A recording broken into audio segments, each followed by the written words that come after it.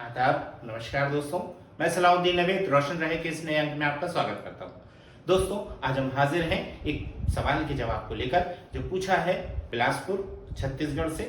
आप लिखती हैं, होलिस्टिक डेवलपमेंट आपके हर वीडियो में रहता है, मुझे समझ नहीं आता है सर, थोड़ा एक्सप्लेन विथ एग्जाम्पल के साथ बताइए सर। दोस्तों, मैं अपने हर वीडियो में ये कहता हूं कि बच्चे का इंटरवेंशन होलिस्टिक होना चाहिए। अगर उसे एक थेरेपी की जरूरत है तो एक लगनी चाहिए और 4 की जरूरत है तो 4 लगनी चाहिए। दोस्तों, आगे बढ़ने से पहले आप सबको दीपावली की हार्दिक शुभकामनाएं, बधाई। दोस्तों, अगर आपने अभी तक हमारा चैनल सब्सक्राइब नहीं किया है तो कृपया सब्सक्राइब करें, लाइक करें, शेयर करें ताकि हम हर उस फैमिली तक पहुंच सकें जिसको हमारी जरूरत हो सकती है। होलिस्टिक डेवलपमेंट यानी सर्वांगीण विकास। सर्वांगीण मतलब सारे अंगों का विकास। अब यहाँ पर सारे अंगों से मतलब हाथ पैर ऐसा नहीं है, हमारे शरीर के हर विकास के अंग, क्षेत्र, एरिया का है। यहाँ पर अर्थ हमारे डेवलपमेंट के हर उस एरिया का है जो हमारे साथ साथ बढ़ता है। बच्चे के साथ साथ उसका डेवलपमेंट होता है। वो एरियाज के बारे में, हर एरिया में डेवलपमेंट होना चाहिए, उसके बारे में बात की जाती है। और इसमें सबसे पहला जो डेवलपमेंट होता है वो होता है मोटर डेवलपमेंट, जिसे हम गामक विकास, अगर हम और सीधे शब्दों में कहें और सरल कहें तो हमारे काम करने की कौशलों का विकास। कौशल यानी स्किल। हम लिख रहे हैं, पढ़ रहे हैं, खा रहे हैं, नहा रहे हैं, चल रहे हैं, दौड़ रहे हैं, कूद रहे हैं, ये सारे हमारे गामक स्किल हैं, गामक कौशल है, मोटर स्किल है। तो इनका डेवलपमेंट सबसे पहले होता है। उसके बाद होता है सोशल स्किल, सोशल डेवलपमेंट यानी कि सामाजिक विकास। सामाजिक यानी एक दूसरे को देख के मुस्कुराना, विश करना, ग्रीट करना, बातें करना, विचारों का, ख्यालों का आदान प्रदान करना, एक्सचेंज करना। हम एक सोशल एनिमल हैं, सामाजिक प्राणी हैं, और इसलिए ये बहुत जरूरी है कि हम अपने समाज से, अपने समुदाय से जुड़े रहें। हम अकेले नहीं जी सकते हैं। और इसी वजह से बच्चा सबसे पहले माँ को देख के मुस्कुराता है, पहचानना सीखता है, माँ की खुशबू को पहचानता है, माँ की गोद को पहचानता है, और वहां से उसका सोशल डेवलपमेंट शुरू होता है। दोस्तों, एक बहुत इंपॉर्टेंट बात यह है कि जिस बच्चे का अटैचमेंट से मतलब ये वन वे की बात नहीं कर रहा हूं, टू वे की बात कर रहा हूं।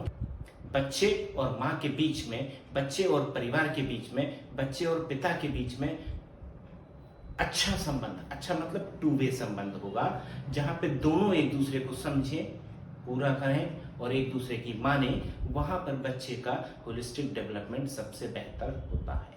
तीसरा जो एक बहुत ही महत्वपूर्ण एरिया है वो है कम्युनिकेशन डेवलपमेंट यानी संप्रेषण कौशलों का विकास। अब संप्रेषण कौशलों का विकास अगर हम कहें तो समझने में बड़ा मुश्किल होता है, तो हम यहाँ कहेंगे कि बातचीत करने की क्षमता, योग्यता या स्किल।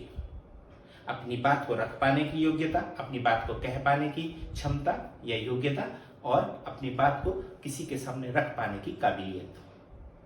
ये कम्युनिकेशन का सबसे बड़ा हिस्सा है। अब यहां पर सबसे बड़ा मतलब तीसरा हिस्सा है, एक्सप्रेशन।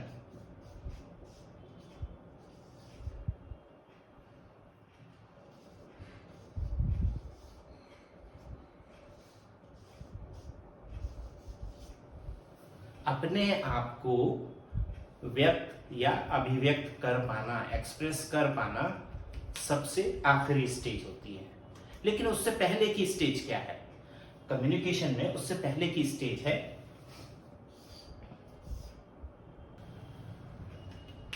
अंडरस्टैंडिंग, यानी अगर किसी ने मुझसे कुछ कहा है तो मैं उसे समझ पाऊं, मैं उस बात को, उस चीज को समझ पाऊं कि जिसने या किसी ने, मम्मी ने, पापा ने, दादा ने या किसी ने भी मुझसे जो कहा है मैं उसको समझ पाऊं। जब मैं समझ पाऊंगा तो ही तो मैं उसको रिप्लाई कर पाऊंगा, तभी तो मैं उसको पूरा कर पाऊंगा, तभी तो मैं उसको एक्सप्रेस कर पाऊंगा, उसकी इस एक्शन का रिएक्शन दे पाऊंगा।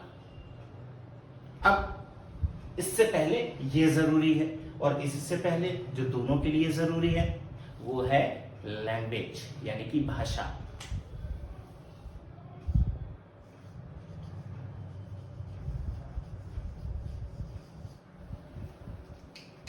अगर मुझे वो भाषा आती ही नहीं है तो ना मैं सुन पाऊंगा, सुनने से मतलब है समझने लगा के सुनना, ना मैं सुन पाऊंगा, ना समझ पाऊंगा, ना बोल पाऊंगा। ठीक उसी तरह जैसे अगर आप मुझसे कहें कि मैं किसी विदेशी भाषा में आपकी बात सुनूं और फिर उसको आपको बताऊं कि मैं उसके बारे में क्या सोचता हूं, तो यहां पर अगर वो मुझे भाषा आती ही नहीं है तो मैं समझ भी नहीं पाऊंगा कि क्या पूछा गया है मुझसे, क्या चाहा गया है मुझसे, और फिर मैं उसका जवाब भी नहीं दे पाऊंगा। और ये बहुत आसान सी चीज है, इसको हमें समझ लेना चाहिए जब हम बच्चों के साथ काम करते हैं।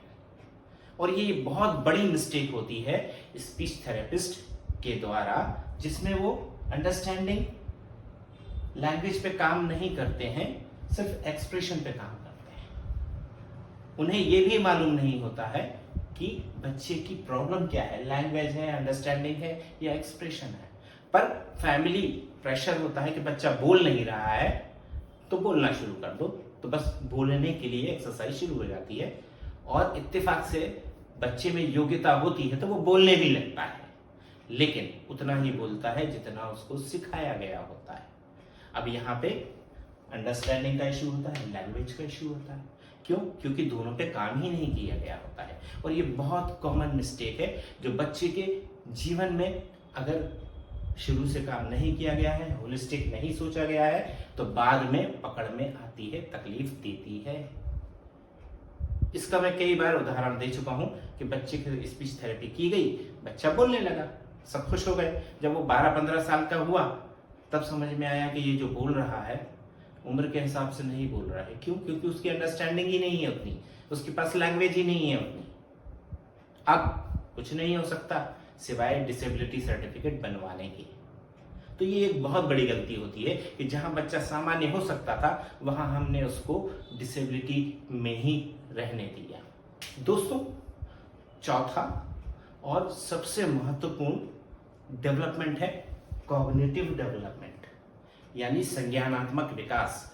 समझ, हमारी जो बुद्धि है उसका इस्तेमाल प्रॉपर, जितनी भी है जैसी भी है उसका बहुत अच्छा इस्तेमाल कॉग्निटिव डेवलपमेंट में होता है। अगर कॉग्निटिव डेवलपमेंट नहीं होगा तो ये कोई सा डेवलपमेंट नहीं होगा, क्योंकि हमें कॉग्निशन यानी हमारी समझ ही बताती है कि हाथ आगे बढ़ाओ, कोई चीज उठा लो। हमारी समझ ही हमें बताती है कि सामने से खतरा आ रहा है, हट जाओ। हमारी समझ ही हमें बताती है कि यहाँ पे अगर कुछ हो रहा है इसका मतलब भूख लगी है। अगर हमें कहीं तकलीफ हो रही है इसका मतलब हमें उसका इलाज या उपाय ढूंढना चाहिए। ये समझ होती है इन सारे डेवलपमेंट के पीछे। और जब इसको अवॉइड किया जाता है, छोड़ दिया जाता है, नकार दिया जाता है, तो प्रॉब्लम होती है बहुत स्लो डेवलपमेंट की, बहुत कम डेवलपमेंट की, या डेवलपमेंट नहीं होने की। और ये इतनी बड़ी कमी है हमारे इंटरवेंशन प्रोसेस की कि अगर हम एक नॉर्मल इंटेलिजेंस के चाइल्ड विथ ऑटिज्म को लें और उसके कॉग्निटिव डेवलपमेंट पे काम ना करें, सिर्फ स्पीच और सेंसरी पे काम करें, तो यहां पर बहुत बार संभावना होती है कि बच्चा अच्छा इंटरवेंशन के अभाव में इंटेलेक्चुअल डिसेबिलिटी में कन्वर्ट हो जाता है। यानी कि वो सामान्य हो सकता था लेकिन प्रॉपर इंटरवेंशन नहीं हुआ और बच्चा इंटेलेक्चुअल डिसेबिलिटी में आ गया। इसके बहुत सारे उदाहरण हैं और इसमें गलती होती है थेरेपिस्ट की भी और पेरेंट्स की भी, क्योंकि दोनों ही होलिस्टिकली नहीं सोचते हैं। दोस्तों, यहां पर हमने लैंग्वेज डेवलपमेंट को कम्युनिकेशन के अंदर रखा है, इसीलिए हम उसे अलग से नहीं एक्सप्लेन कर रहे हैं। जब लैंग्वेज है कम्युनिकेशन के लिए, लैंग्वेज होगी तभी बाकी सारी चीजें हो सकती हैं, अदरवाइज कुछ नहीं हो सकता। तो लैंग्वेज डेवलपमेंट जो है कम्युनिकेशन डेवलपमेंट का हिस्सा है, इसीलिए हमने इसे अलग से शो नहीं किया है। तो अगर हम यहाँ पर इन सारे एरियाज में जहां भी जरूरत है, ये जरूरी नहीं है कि हमें सारे में करना ही है, बिल्कुल नहीं है।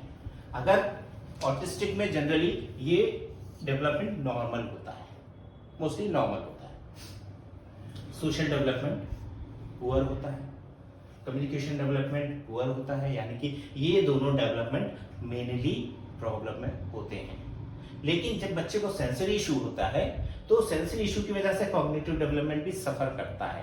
क्यों? क्योंकि इंफॉर्मेशन प्रॉपर नहीं पहुंचेगी तो प्रॉपर समझ नहीं बनेगी, जब प्रॉपर समझ नहीं बनेगी तो प्रॉपर आउटपुट नहीं आएगा, जब प्रॉपर समझ आउटपुट नहीं आएगा तो परफॉर्मेंस तो सवाल ही नहीं उठता। तो यहाँ पे इनडायरेक्टली ये भी सफर करता है। और अगर ये सफर कर गया मीन्स अगर इसमें प्रॉब्लम आ गई तो ये मान के चलिए कि ये और ये तो डेवलप होने ही नहीं है, ये और ये इसके बेस पे डेवलप होते हैं। अगर ये डेवलप नहीं होगा तो ये और ये डेवलप नहीं होंगे।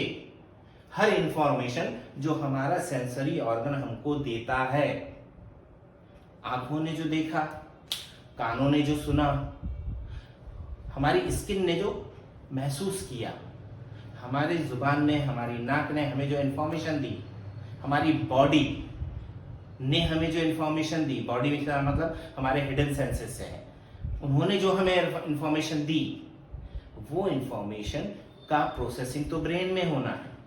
और अगर वो प्रोसेसिंग नॉर्मल हो गया तो कॉग्निटिव डेवलपमेंट होगा, जो कि साइको एजुकेशन थेरेपी से होता है। अब अगर साइको एजुकेशन थेरेपी नहीं हो रही है तो ये दोनों के डेवलपमेंट का जो प्रोसेस है वो या तो स्लो हो सकता है या नहीं होगा। बहुत कम केसेस में होता ही है। क्यों? क्योंकि बच्चे को कोई बहुत ज्यादा इशू नहीं होते हैं, बहुत नॉमिनल से इशू होते हैं सेंसरी के, आप उनको रिजॉल्व कर दो, प्रोसेसिंग नॉर्मल होगी, कोई इशू नहीं होगा। लेकिन अगर बच्चे में माइल्ड ऑटिज्म है तो यहाँ पर यह ध्यान रखना है कि हमें कॉग्निटिव डेवलपमेंट पे भी काम करना है। अगर आप इसको छोड़ देंगे तो आप ये मान के चलिए कि आपने नींव को छोड़ दिया है। आपने नींव नहीं बना रहे हैं, आप बिल्डिंग बना रहे हैं, दीवारें बना रहे हैं, और यहां पर ये बहुत बड़ी गलती होती है। ऑटिज्म में एक चीज और होती है, वो होती है बिहेवियर्स।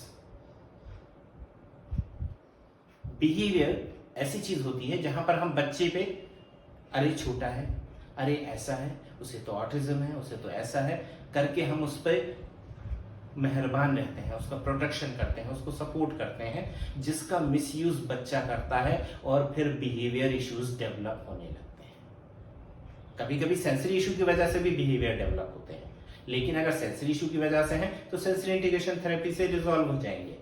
लेकिन अगर बिहेवियर अंडरस्टैंडिंग की वजह से है तो बिहेवियर थेरेपी लगेगी, और बिहेवियर थेरेपी बच्चों की नहीं होती है, पेरेंट्स को सीखनी पड़ती है, और पेरेंट्स उसको अपने रूटीन लाइफ में अप्लाई करते हैं और उसका असर बच्चे पर होता है।